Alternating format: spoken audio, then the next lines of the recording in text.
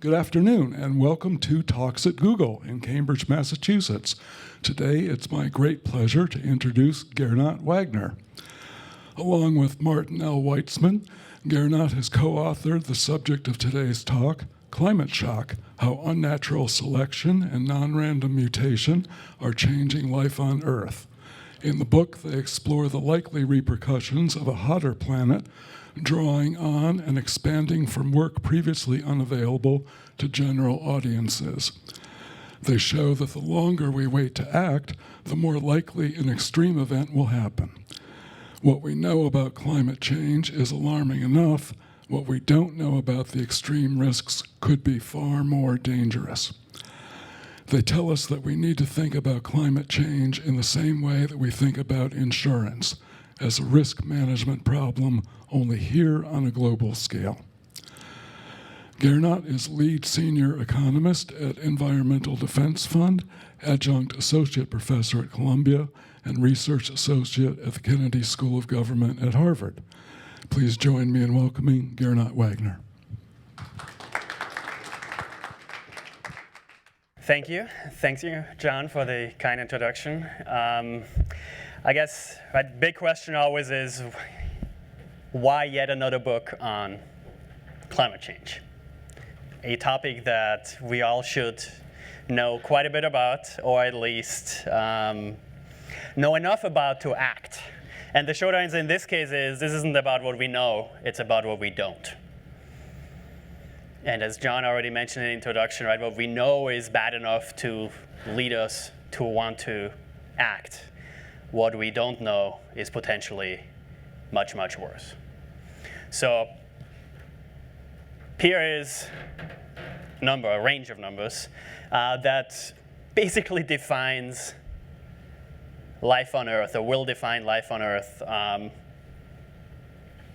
very, very soon. Now, turns out this is 1.5 to 4.5 degrees centigrade, the number called climate sensitivity, which in fact only really matters decades, centuries hence. It is what happens to global average temperatures, and both of these matter, global average, as concentrations of CO2 in the atmosphere double.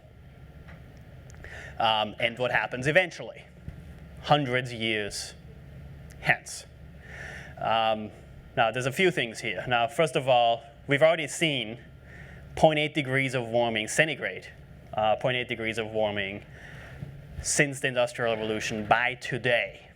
Right, so if you look at this range and look at the lower bound of this, 1.5, you can be pretty sure that this is in fact a lower bound. We will be very, very lucky if we undershoot that outcome.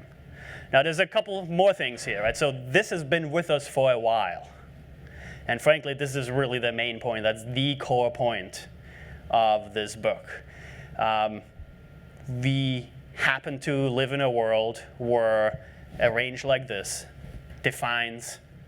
will define life on Earth.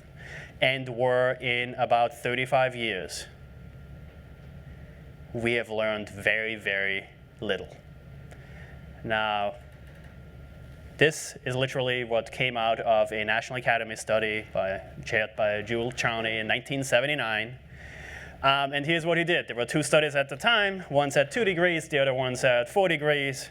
Add half a degree on each side, because why not? There's uncertainty after all. Average the two, declare 3 degrees as the most likely value, and we were given this range as something akin to a likely value. 1990, IPCC, Intergovernmental Panel on Climate Change, enshrines this range as its likely range for climate sensitivity, right? Decades of climate research in between, well, technically, I guess 11 years of climate research in between, many, many years of improvements in how we understand, and amazing improvements in what we know about climate change. This key variable that links concentrations to temperatures, what we ultimately should care about, we don't know much more. 1992, exactly the same. 1995, once again, 2001, we still have precisely the same range. Now, in the meantime, what the IPCC has done is it has more precisely defined what this range actually is. But now it calls it the likely range. Not 67% likely, turns out it's exactly defined as 66%, so around 2/3. Don't ask why it's 67, not 66, not 67, but that is the probability of being within that range. So by now we know with greater certainty we'll be within this range. The range itself hasn't changed. Big revelation, 2007. Now, two things happened, right? Well, one thing happened to the range. The lower bound changed from 1.5 to 2. And now you have two interpretations of this, right? One is to say, oh, good news. For science, we now have a better idea of what will in fact happen. It turns out it's bad news for everybody else. Because it looks like the lower bound is in fact out at this point. Global average warming due to a doubling of CO2 in the atmosphere, and double we will, unless we change course, will now be at least 2 degrees centigrade, right? 3.6 degrees Fahrenheit. That was 2007. Fast forward to October 2013, the latest and greatest IPCC report, Assessment Report 5, once again, hundreds of climate scientists, several years, lots and lots of pages, and dozens of academic papers going into this, and apparently we are back to where we started in 1979, 1.5 to 4.5 degrees centigrade. Many, many years of climate research, decades of learning, and amazing advances in climate research on basically everything else, most everything else. The one defining number, concentrations to temperatures, no change. Right? That alone should already give us pause, at least, if not actively scare us. And of course, really what's happening here is, right, so in this case, you could sort of reverse the 2007 argument and say, well, really now what we can do is say, well, bad news for science because we know less, apparently, up to a point. Good news for the rest of us because it looks like lower global average warming is once again part of the likely range. Well, it turns out the uncertainty itself, the risk itself, not knowing in itself is in fact really, really costly. So this isn't good news for the rest of us. It is in fact bad news for us, having unlearned, or for that matter, taking into account, right? This is not necessarily throwing out the latest research. This is adding research and saying, well, looks like taking everything into account, the range is indeed, once again, higher than what we thought. Okay, so here's another version of the exact same story, right? So we could, in fact, look at a probability density function, essentially try to see what is the chance of hitting every one of these global average temperatures eventually. And there's the likely range between 1.5 and 4.5. And yes, there is a likely chance of being within that range, 66%, which by definition, of course, means it's unlikely we'll be outside that range. But we can't ignore the possibility, right? 34% chance we will be outside that range. Now, funny thing, of course, when it comes to global average warming, or global warming in general, right? We're pretty sure that there's a lower cutoff here. Adding CO2 isn't going to lower temperatures. Or for that matter, where we are today, not even having increased pre-industrial concentrations in the atmosphere by as much as is necessary to get these temperature outcomes eventually, but only going from 280 parts per million pre-industrial levels to 400 today, not yet 560, a doubling. Today we've already warmed the Earth on average by 0.8 degrees centigrade. In equilibrium, which is really what this is showing, it will be higher than today's value. And of course, we haven't stopped adding CO2 into the atmosphere in the meantime. Right? So this is in many ways the core of what's going on here, it's also slightly misleading, because really what we're doing here is just looking at what happens every time you double CO2. Right? Here's another view of this. In a National Energy Agency, you sort of take a conservative scenario, lowercase conservative scenario, of what is projected will happen by 2100, not even eventually, basically this century. And we get to, we take the number from the IEA that tells us 700 parts per million. They call this, by the way, their new policy scenario. Or in other words, they're already assuming that new policies will come in place that are currently not on the books or not projected to be in place for that matter. But let's just give everyone the benefit of the doubt. We will act. We will add new policies. Despite that, by 2100, we will be at 700 parts per million of CO2 equivalent emissions in the atmosphere. So we have more than doubled concentrations. What are the temperature outcomes? Well, now we are looking at a 10% chance of, let's say, temperatures exceeding 6 degrees centigrade, 11 degrees Fahrenheit.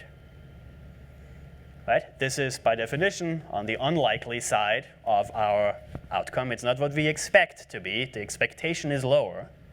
But of course, we can't exclude that a priori. Right? Here's a slightly different view of this. And of course, the title gives away the punchline. Right? What everyone is focused on, climate scientists, the international IPCC, Intergovernmental Panel on Climate Change, everyone is focused on this top line, the median temperature increase, the average. All right, today we're already at 400 parts per million for CO2 alone. This is CO2 equivalent emissions, where we're about 450, plus minus a few. So we have basically already locked in global average warming of these 0.8 degrees centigrade. Right, and now we can consult climate scientists, and they will tell us, well, there's a good reason we've chosen 2 degrees as a threshold, and some might disagree and say, actually, really, we ought to go back to pre-industrial levels and limit warming to 1.5 degrees. Lots of debates to be had. What is non-debatable is that that global average will go up the more CO2 we add to the atmosphere. Right? And it'll go up by enough, and of course, when you look at 700 ppm, 3.4 degrees centigrade of global average warming is really, really bad.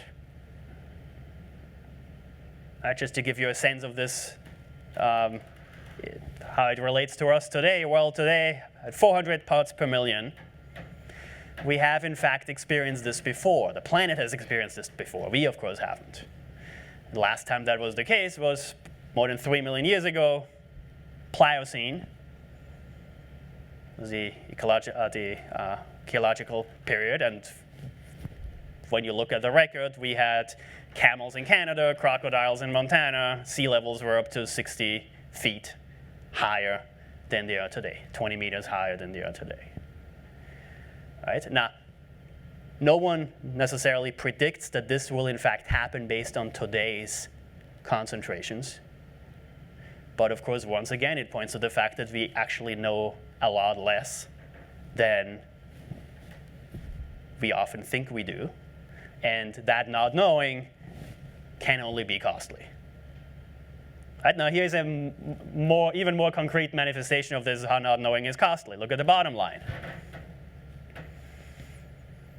Right, the mean, goes up by quite a bit, and that's costly and important.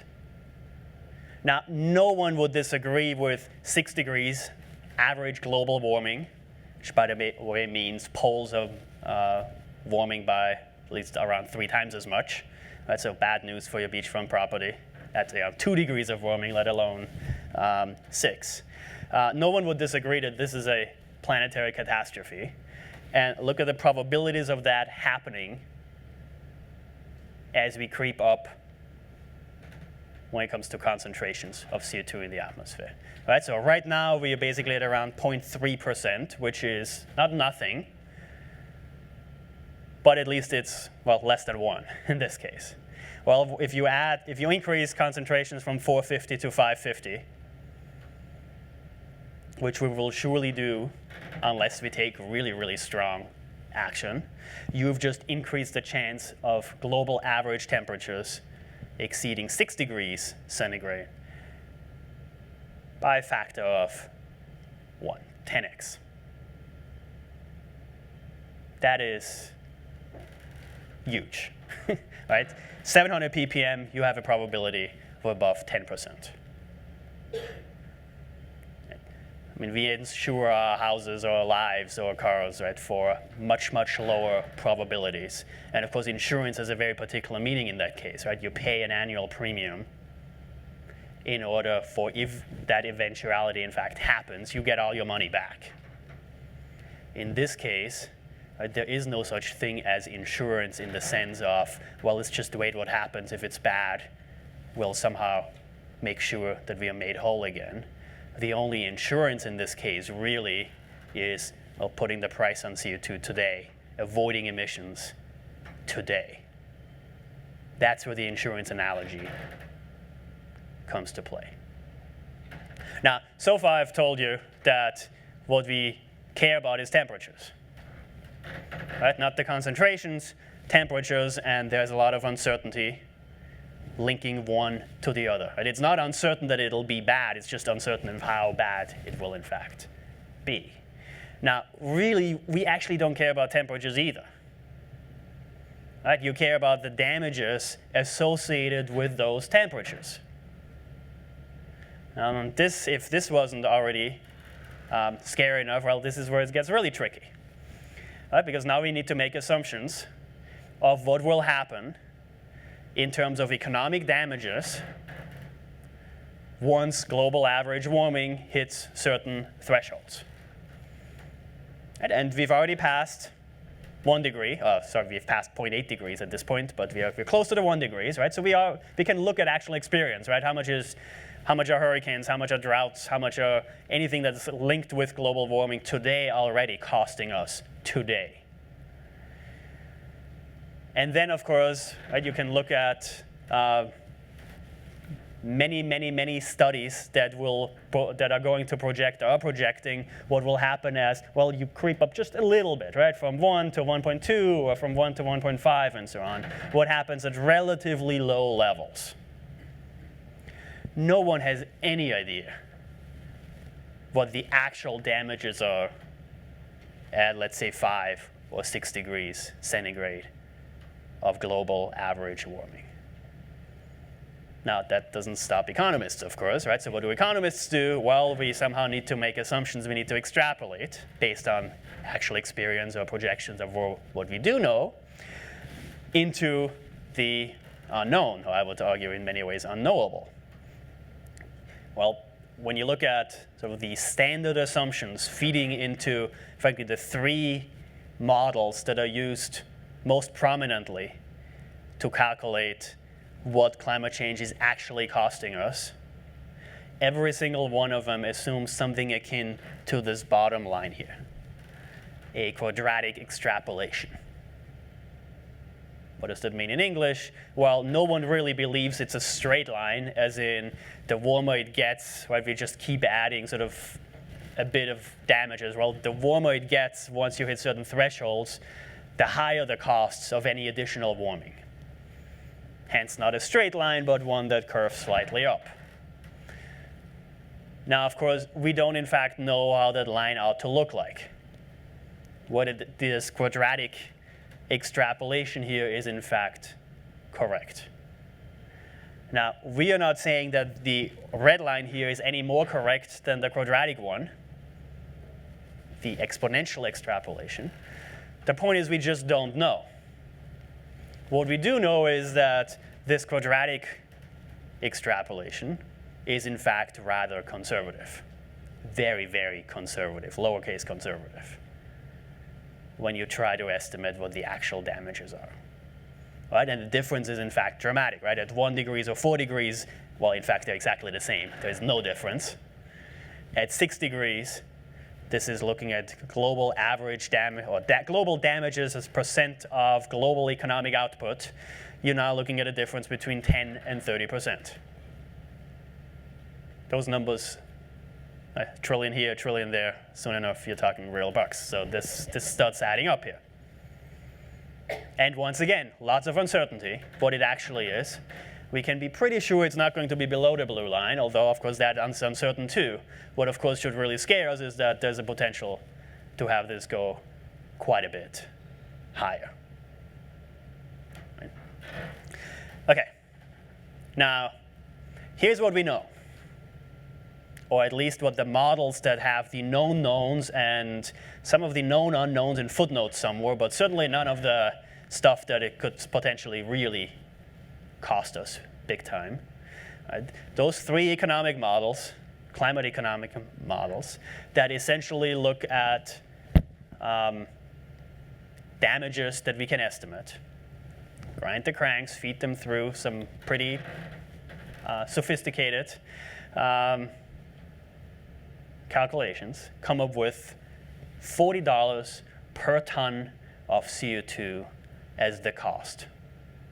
Now that's $40 per ton of CO2 emitted today in today's dollars, that ton of CO2, once it's up in the atmosphere, will cause over its lifetime. Now that stuff stays up there for centuries, millennia. And so much of that damage is in fact in the future. Much of the damage is in fact not affecting us, but our children or others' children, which of course once again is the problem why the global warming is such a big problem in the first place. Nevertheless, when you calculate the cost of each ton you and I emit today, it's that $40. The known knowns. Right? If you take the unknown unknowns seriously, it's pretty clear that it can only go up. Here's where we are today. When you look at fossil fuel subsidies, $500 billion per year. Average it out, the global average price is in fact negative. Now of course that's not true everywhere. Those subsidies are concentrated in particular countries. Still, on average, we're not even getting the sign right, let alone getting the number right. Right, so you could argue sort of all this talk about what the actual number is sort of false precision, if you will. Really what we need to worry about is getting the sign right. And of course you will be right? At the very least, we need to get to the $40. Of course, one big question is, right, is it in fact 40? In which case some jurisdictions that today have, let's say, carbon price of $15 or so are sort of within the ballpark. Right? It's still clearly not enough if you pay $15 per ton of CO2 and the damage cost by every ton is in fact 40. But at the very least, you have the system in place that will get you there relatively easily, or at least relatively easily compared to, let's say, if the real number is in fact $150, $400 or whatever else it could be, even higher than that. Okay, now, what to do? Well, here's what not to do. I'm not talking about either having kids or flying. It's my kid flying when he was 3 weeks old on his way to visit his grandparents in Austria. He is wearing a small carbon footprint hat. Now let's take another image here. Same example here. Right. Now, when I say what not to do, I mean we ought not to look at this and then say, oh, well, this is clearly out. Right? This, by the way, is me, or at least a free upgrade from British Airways. Thank you, BA. It's pretty nice. 3 windows, fruit basket, glass of wine. Of course, it's my laptop here writing a paper on funding the turn to climate safety. Right? And you could basically look at this and say, well, as a good, upstanding environmentalist, you really shouldn't be doing this kind of thing.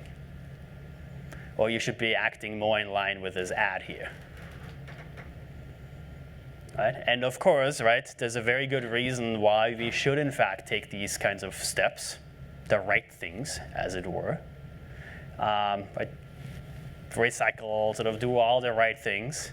Right? I don't have a driver's license. I sort of try to do all the right things, and of course I fly quite a bit. And sort of take these voluntary steps. Just ethically do the right thing. And of course, I teach my kid to do exactly that too. Now, here's a good example. Right? This was in fact a full-page ad in the New York Times on Black Friday, day after Thanksgiving. Right? So Patagonia paid $40,000, however much it costs, for a full-page ad to tell people not to buy their product. And first of all, I can tell you it's a pretty good jacket. My wife owns 2 of them. I also did go to the Patagonia store at that point in the Upper West Side, Columbus Avenue in Manhattan. The day after, right? As a good environmentalist, of course, you don't walk into a store on Black Friday because that's the day you don't shop. So I checked Saturday, the following day. Turns out they were sold out. So advertisement works, right? Of course it does, right? So this is the kind of thing that appeals to, well, you and me, right? The kind of people who know where Patagonia is, not the store, the actual region. And, well, I mean, you read the text, and this is fantastic, right? It makes you feel good every step along the way, while wearing the jacket, of course, right? And it's a pretty darn good jacket, right? Now, okay, what do I mean when saying, right, this is not the right step? Right? If it's basically personal sacrifice, if we rely on personal sacrifice to fix this problem, climate in this case, we are losing. There's just no way. Right? And that doesn't mean we shouldn't appeal to ethics, as it were. Right? It would be great, right? So sooner rather than later, throw out all the economists and sort of make this an issue just right, like child labor, essentially, right? Something not to be done. Polluting CO2 is just something we can't, shouldn't, wouldn't want to do because it is unethical to do. Fine, right? Sure, I live in 02138, right? Sign me up, of course. On the other hand, it's just not the way to, in fact, get to where we need to be, right? The one thing we have in economics, literally, like the one law we have in economics is the law of demand. Right? Price goes up, demand goes down. Technically, it's the law of compensated demand, and there are, in fact, had a couple sort of exceptions. CO2 isn't one of them. You increase the price of CO2, demand for CO2 goes down. $150, above $150 at this point, is the price of each ton of CO2 in the heating sector, the transport sector, in Sweden. Right, so Sweden is one of the notable exceptions. The price on CO2 certainly isn't negative, or for that matter, too low. One could argue possibly the other way. But the average Swede pays an average of $150 and above for each ton of CO2. Also, 2 things. Well, guess what happened in the Swedish home heating sector, or electricity for that matter? It is basically decarbonized. Now, Sweden also happens to be a pretty darn cold place most of the time. It's also a pretty wealthy place, right? So no one's freezing. Certainly not because of this. Certainly not because of the price of CO2. Well, for that matter, right, you talk to the average Swede when you come home for dinner, and guess what they talk about? Their wives and girlfriends and husbands and boyfriends. They don't talk about the price on CO2. Life goes on. It just happens to be much, much more decarbonized. Market forces still operate. They just happen to be pointing in the right direction. Right? And at that point, of course, we can then should have the conversations around the ethics and everything else. And for that matter, we can and should and must have the conversation around the ethics in order to get there in the first place. But the point is that we need to get to something like this, right? At the very least, a positive price on CO2 to not guide all of us in the wrong direction, but at the very least, in the right direction. All right, so far I talked about what we don't know. This is a very quick, I guess these are the chapters literally from the book. 911 is pretty obvious. 411, direct resistance, right here is where we are. Then the business around what we don't know. Here's the sort of asterisk to all of this. And not the asterisk on the bottom that says that people said nice things about the book, but the actual asterisk to what we don't know. Right? What we don't know basically means that things will just be much more costly than we can imagine. Right? And what's driving this, well, what's driving the fact that we're talking about climate change at all, right, is in fact what economists would call sort of a free rider problem.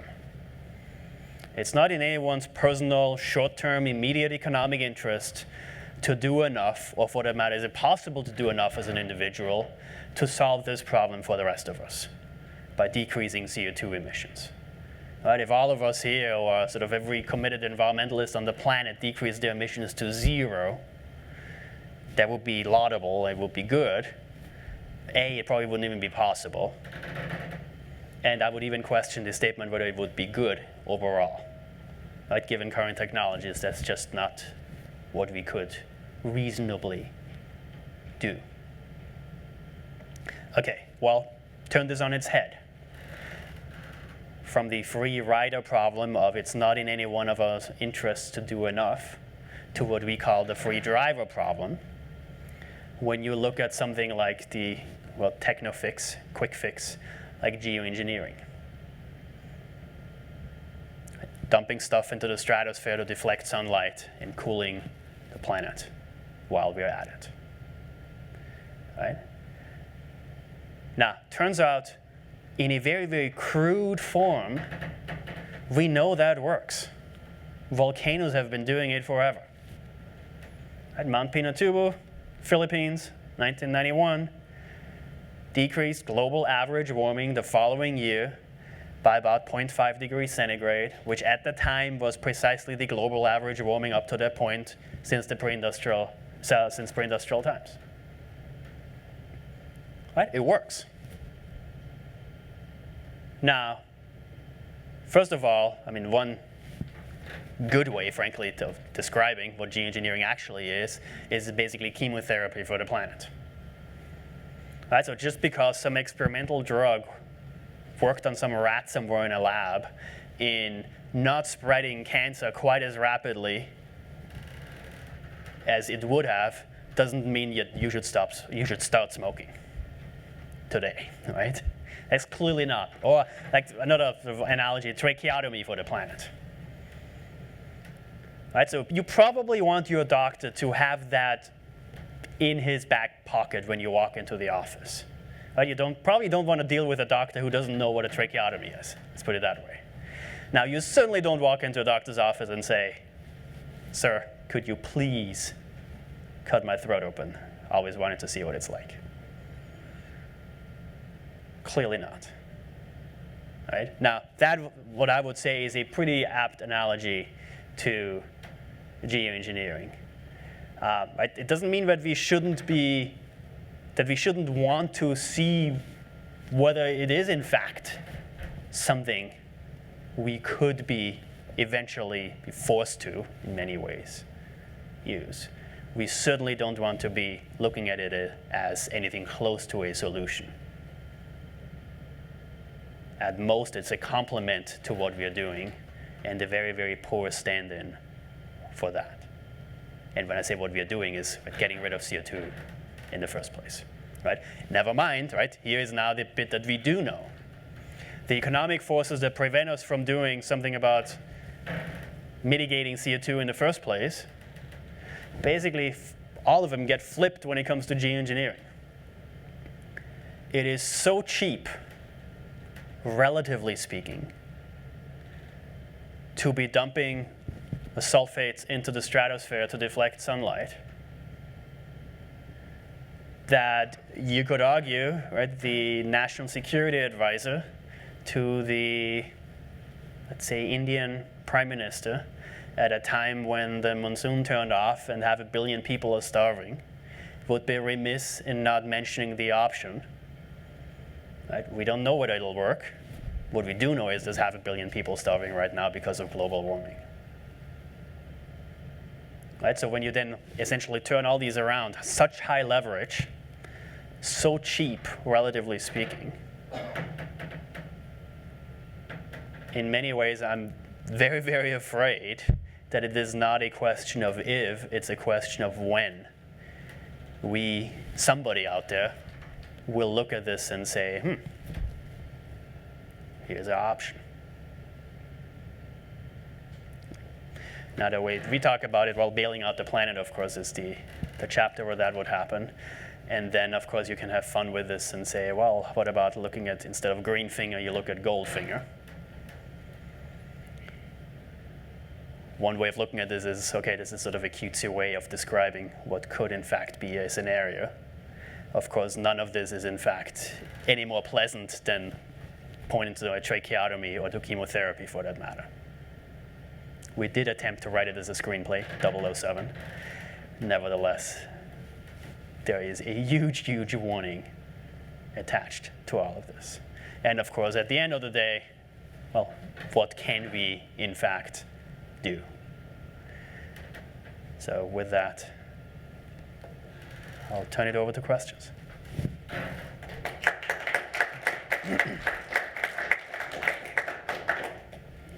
My impression in this country is probably the biggest thing we're dealing with right now is willful blindness. And I'm wondering if you could just talk a little bit more about that. Willful blindness, I guess, is right exactly what you think it would be, right? I mean, at this point, there is no way of describing what's happening in sort of many areas or public fora, let's put it that way, than to say, right, this, you have to be willfully blind not to want to look at this and say, we have to take care of this problem. I mean, there's just, right, this is sort of frankly, the challenge, right? So here's one, right, a very real one. As soon as you mention uncertainty in sort of an honest way, well, uncertainty means wait and see. Oh, well, we don't know quite as much. Looks like we need to wait and see. Well, in other words, really what we ought to be talking about isn't uncertainty, it's risk.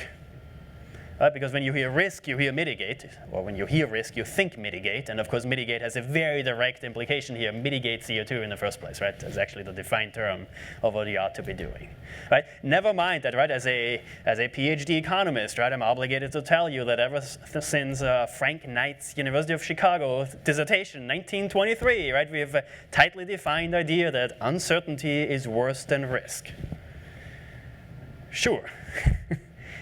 In the U Chicago library, right? Fine, or amongst PhD economists talking to them amongst themselves, amongst statisticians, right? For the real world, it's just not the case. So, right, I mean, this goes beyond your question of what it means to be willfully blind, but right, so this is the challenge for us then, right? The ones who do know, who understand the science, to then say, okay, well, we know enough to know that we have to act. Let's also figure out how to convey this message in a way that in fact resonates. And talking about climate uncertainty, for example, well, we know that that's in fact the proper term, but in many ways it's associated with wait and see, while climate risk associated with mitigate. Here's a partial answer right there. First of all, thank you. This has been a wonderful talk. I really very much enjoyed it. This is in some ways a follow-up question because the following century is a little bit interesting in that there are multiple ways that civilization can be destroyed. You know, we have nuclear weapons. We could have all nuclear war. We could have runaway bioengineered plagues. What, as an economist who knows about 90 and uncertainty, does that make you believe about how we should balance how much we spend on these various risks, given that many of them actually have bigger uncertainties than climate change? Excellent question. turns out climate change does not have a monopoly on worst-case scenarios. Yes, absolutely. Right? Now, we've actually thought quite a bit about this. And in fact, the chapter on willful blindness, half of it isn't just talking about willful blindness. Half of that chapter is, in fact, well, let's go through the worst-case scenarios and figure out what makes climate change, if anything, unique. And at the end of the day, we do describe climate change as uniquely long-term, uniquely global, uniquely irreversible, and uniquely risky, uniquely uncertain. Or at least it's unique in the combination of all four. Now, that does not mean that there aren't other problems out there that deserve our attention. But let me just give you 2 examples, and we go through 8 total, then basically say, well, climate change isn't in fact the only problem, but it may be the only problem where the disconnect between public attention and, for that matter, public action to what science tells us is in fact necessary is the largest out of all of them. Right? And we go through nuclear war and GMOs and so on. Right? Now here's 2 others we are considering. One is asteroids. The other one is strangelets.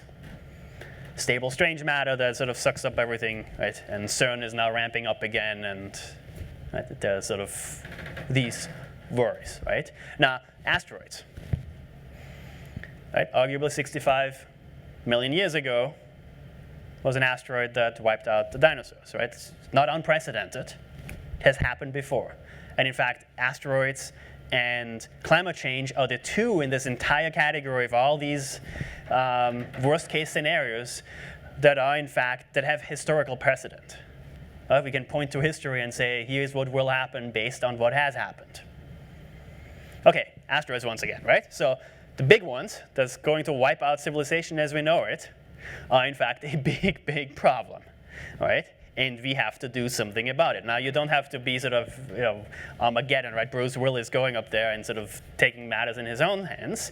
On the other hand, actually, the nuclear standoff collision, kind of sort of what was featured in this Hollywood movie, is in fact something that serious scientists, National Academy study in this case, is pointing to as something that NASA should in fact be exploring in this instance. Well, okay, so you look at the study, and it says we need about 10 years and $2 to $3 billion to test one of these nuclear standoff collisions. So yeah, that's a lot of money, right? It's $2 to $3 billion bucks, and it'll take us a decade. Now, we pretty much know that none of these sizable asteroids are going to hit us within a decade. All right, so yes, we have the time. We certainly have the money. And the short answer is let's go spend the money and invest the resources and go take care of this problem. But, and this is the big but in this case, right, we can, up to a point, right, never 100% certainty, but we can be pretty darn sure that if we invest the resources, finite amount of resources in this case, we can basically check this worst case scenario off our list. Right? There'll always be sort of smaller asteroids hitting us, and in fact, we start the book with the scenario of this Russian asteroid hitting, right, basically injuring 1,500 people, killed no one, injured 1,500. Right? That's a problem, and these asteroids are probably too small to identify and track, and for that matter, deflect. Won't happen. Right? Every single one of them, we can probably invest the money to at least identify them and tell people to stay away from windows for the next hour. But at the end of the day, it is in fact a relatively small problem. It's not a worst case scenario that will swallow up the planet. Right? Now, flip gears, strangelets would in fact swallow up the planet, quite literally, in sort of a fraction of a second, right? But no one of us would notice that it happens. Now you talk to theoretical physicists, right? Some would even doubt that it's theoretically possible, which of course is a whole different matter, right? If we can prove that it's theoretically impossible, then why worry about it? Might make a good headline, but it's clearly not something to worry about. Now, some, I guess, the physicists who do believe that it is at least theoretically possible have in fact tried to do some calculations, and I forgot the exact number of zeros that go between the period and the actual, right, the 2 in this case, right? It's 0.00002% of that, in fact, being possible. So no, it's not zero. And yes, it would be the ultimate catastrophe, swallowing up the universe or the planet, at least as we know it. On the other hand, when you look at the chance of catastrophe, where we say, well, it's at least around 10%, unless we act, in that case, it is so much lower that it's not zero, but it might as well be. Or in other words, all these other catastrophes, right? We look at nuclear catastrophe and GMOs for that matter. GMOs is a fantastic example too, by the way. So the public is scared. The average public is scared of GMOs wreaking havoc. Right? When you talk to the well-informed scientist, most of them, the vast, vast majority of them, are much less worried about the ultimate worst case scenario when it comes to GMOs than the general public. Flip gears and look at climate. Right? The average climate scientist is most definitely much, much more worried than the average citizen, not just here in the US, everywhere, Europe, anywhere.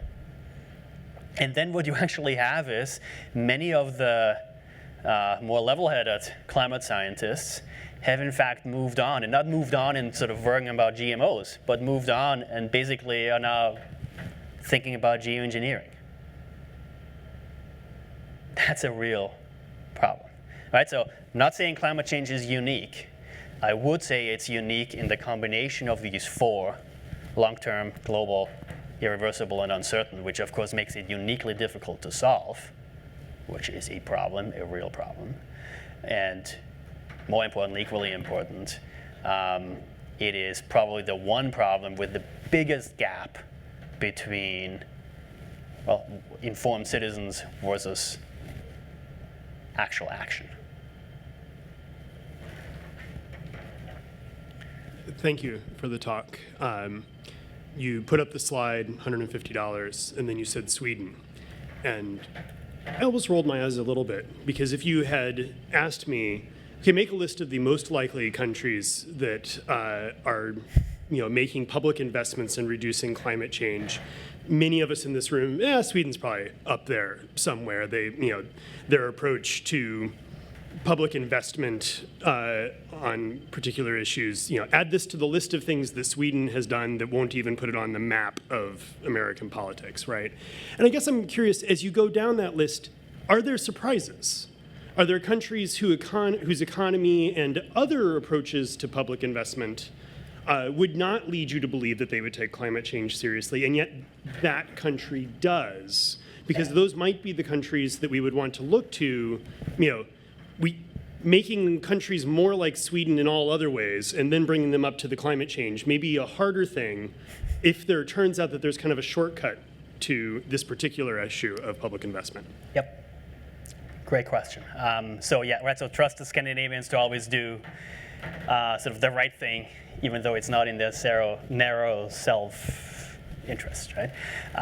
Now, turns out, yes, there is. India has $1 per ton of coal tax, not CO2 tax, coal tax, price on coal, raising $500 million a year and spending it for the most part on renewables, the kind of stuff you would expect that money to be used.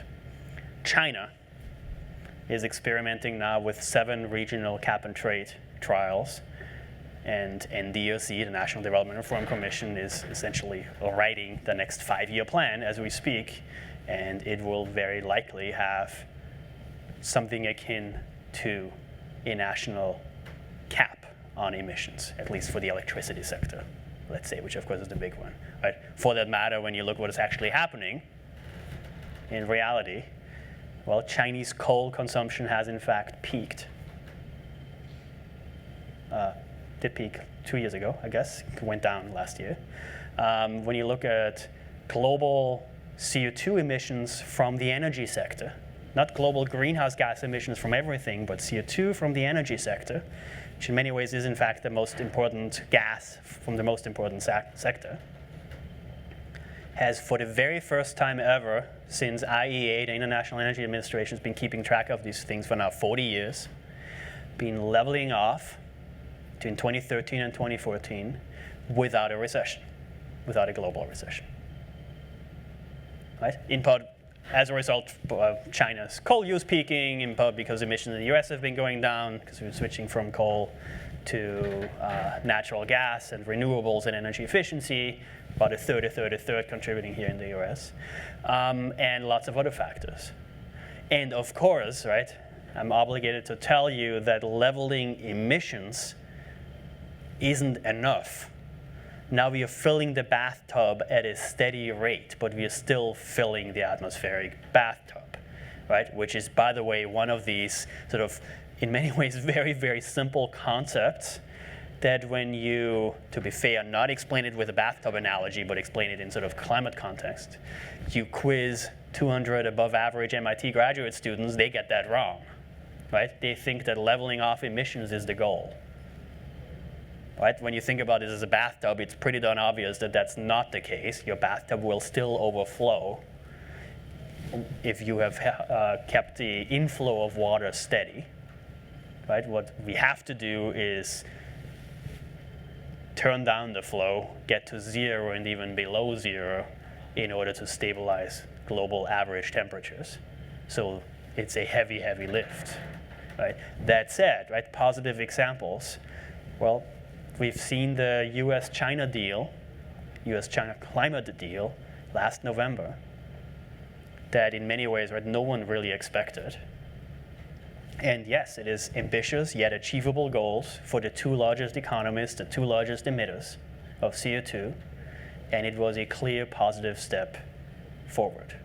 Well, for that matter, very concretely, right, California, 8th or 9th largest economy on the planet independently, has a cap on emissions, has a price on CO2 as a result, and emissions are going down. Right, so it's certainly not just Sweden. There's certainly also some unexpected, and by the way, China and India are in fact very unexpected. The climate bill, Waxman-Markey bill, on page 1 mentioned 2 countries. None of them was the US. It's China and India, and it was in the context of unless China and India, we won't. Well, now you look at China and India, and they are the ones, in fact, taking some of these steps that are necessary. Not enough, but still, steps that are, in fact, pointing in the right direction. Thank you.